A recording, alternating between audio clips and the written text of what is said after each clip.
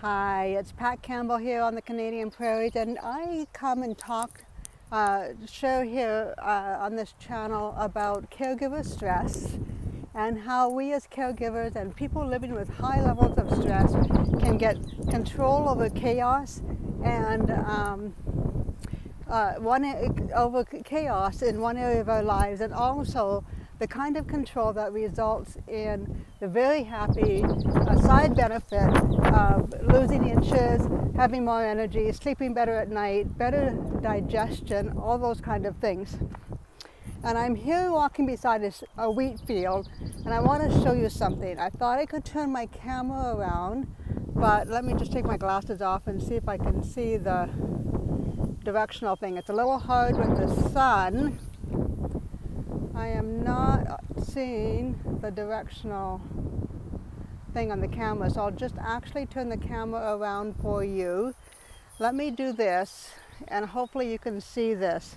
What I want you to see is how the wheat is changing. If you can see, you know, when I first watched the wheat here, it looked like long grass, right? And now you can see it's coming to a head. And even over the weekend, it has changed from green all the way down to the roots. And it's starting to brown up or yellow up from the bottom. You know, if you're used to seeing wheat fields in harvest time, the golden grain, right? And so here we can see the transition from a very green field, and it's just starting to turn yellow from the bottom up. And so for me, there's a lesson in that. There usually is a lesson in everything, isn't there? So I am a caregiver. We have our adult son living with us. You know, he played junior football. He was a star nose guard on the D-line for football well, in Canada it would be junior football. I don't know what the equivalent is in the States, but he was very good. Probably being scouted a little bit for pro football, for however long that journey would have been, but he was good. That was 13 years ago. He developed some mental health things related to something that happened as a child that we didn't find out about till 11 years later, but it was too late really to do any kind of whatever you call it, anything much beyond a police statement.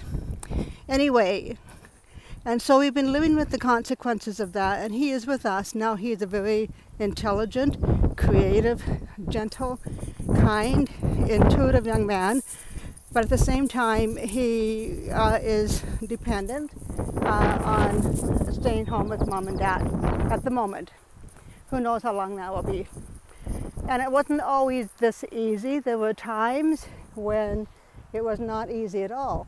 I mean, if you think of a young man with the future who wants to work, who wants to be like everybody else, and strives to do those things, when he did not bring that to completion, and there's anger and all that kind of stuff. So certainly lots of levels of stress. Now, and that takes a toll on us. It takes a toll on me as a caregiver, which mostly results in, you know, putting on a lot of weight. We turn to food for comfort, and which is not a comfort to us. That's a lie, and it certainly doesn't serve us very well. So what I discovered about 3 years ago is I discovered a lifestyle. It's not a diet. It's a lifestyle of eating nutritional ketosis. Now, what does that mean? That means that instead of being a hardcore ketogenic diet where you do not have any fruit and you have only meat and vegetables, The nutritional ketosis diet allows you to have fruit twice a day. And the reason being is, and I should maybe turn around, this window's going to get too noisy, and my phone is on low battery. Nutritional ketosis diet allows you to have fruit twice, maybe 3 times a day if you want it.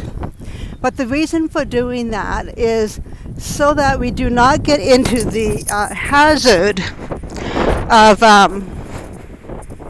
being in a acidotic keto state, which means that you're throwing off a lot of ketones in your urine, and it's not a healthy place to be in. It means careful monitoring with different tools, and frankly, I'm not interested. Now, I think in a very strict keto diet, you can certainly burn a lot of fat in a hurry. I'm not questioning that whatsoever.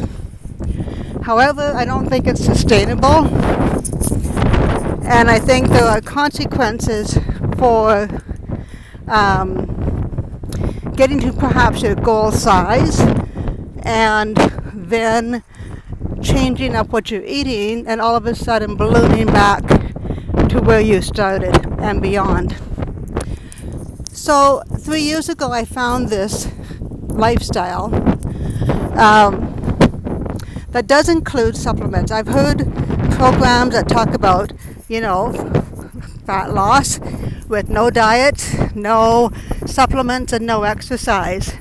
And I think it probably is creating great results, but I would be concerned about the longevity of the success. I was looking for something that has moderation, where I can have simplicity with my food, and at the same time have simplicity, have innovation, have interesting food, tasty food, and have a routine, because I didn't want to have to make decisions all day long about what I was going to eat. I wanted my grocery shopping to be simple. I wanted someone to tell me what to eat. And I wanted it to be food that would be normally in my kitchen. I didn't want strange things. I didn't want things that were hard to find.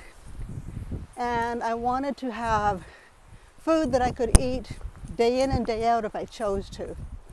And that's exactly what I found. And in the course of this search, I found a support group that absolutely comes alongside 24/7 in a Facebook group.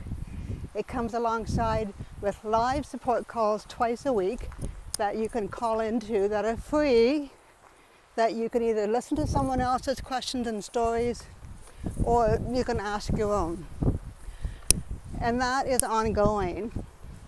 So I have to tell you that 3 years later, even though now, so all of this sort of started after I broke my leg 5 years ago and was non-weight bearing for 4 months and kind of ballooned up to one of my heaviest weights just from the inactivity. Then, so I found this in 15. I had surgery on my shoulder after a fall in 16, but I could still walk, so I mean that didn't really count. And I had some really nice success. I really appreciated it. I did miss a stair this spring and have a hairline fracture, so of course there's another little period of inactivity.